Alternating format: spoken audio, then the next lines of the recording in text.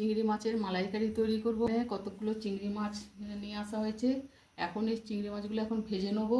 এখানে তো কড়ায় সর্ষের তেল দিয়ে দিয়েছি। মাছগুলো সব ধুয়ে বেছে নিয়েছি, এবার একটু ভেজে নেবো।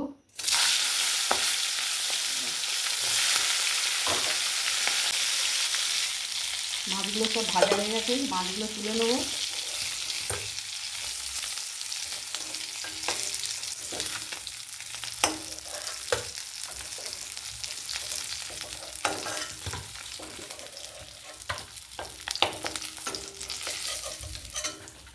সব ভেজে নিয়েছি মাছগুলো, এই যে ভেজে তুলে নিয়েছি।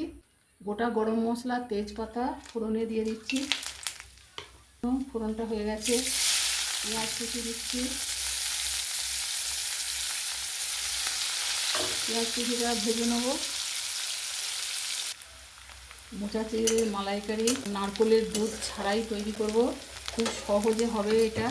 তো পেঁয়াজ কুচিটা মোটামুটি ভেজে নিয়েছি। এবার এখানে খানিকটা পেঁয়াজ বাটা আছে, একখানা বড় পেঁয়াজ বাটা মানে গ্রেট করে নিয়েছি। পেঁয়াজ বাটাটা মোটামুটি ভেজে নিয়েছি। এবারে রসুন আর আদা এও গ্রেট করা, আপনারা চাইলে এটা বেটেও দিতে পারেন শিলে বা মিক্সিতে। এবার এটাও একটু কষে নেবো। পেঁয়াজ রসুন আদা সব ভাজা হয়ে গেছে। এবার এর মধ্যে মশলা দিয়ে দেবো। হলুদ গুঁড়ো, ঝাল লঙ্কার গুঁড়ো, কাশ্মীরি লঙ্কার গুঁড়ো, একটু গরম মশলার গুঁড়ো, একটু জিরের গুঁড়ো 1/2 চামচ করে দিয়েছি। আর গরম মশলাটা 1 চামচ। এটা একটু জল দিয়ে কষে নেবো। স্বাদ মতো লবণ দিয়ে দিচ্ছি।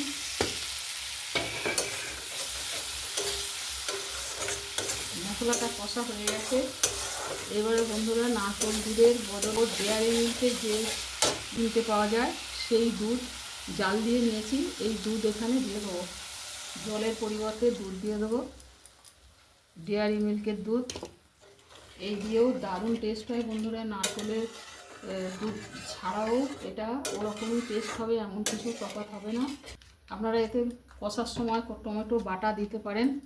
আমি এতে একটু টমেটো কেচাপ দিয়ে দিচ্ছি। টমেটো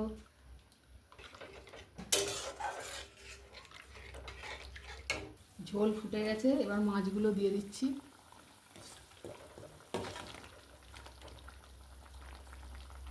মোচা চিংড়িগুলো দিয়ে দিলাম।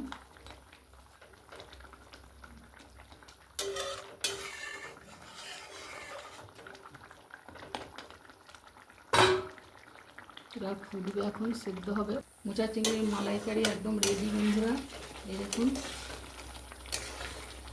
কত সুন্দর হয়েছে, দারুণ টেস্টি হয়েছে। যদি আপনারা টমেটো বাটা দেন তাহলে একটু মিষ্টি চিনি দিতে পারেন। আর আমি টমেটো কেচাপ দিয়েছি বলে ওই জন্য চিনি দিইনি। তো আমার মোচা চিংড়ি রেডি বিনা নারকেলের দুধে। কেমন লাগলো আপনাদের অবশ্যই জানাবেন। ভালো লাগলে লাইক শেয়ার কমেন্ট করবেন বন্ধুরা। এখন কারেন্ট চলে গেছে, তাই একটু আলোর কমতি আছে। তো আজকের মতো রাখলাম বন্ধুরা, আবার আসবো অন্য কোনো ভিডিও নিয়ে। জয় গুরু, জয় মাতারা।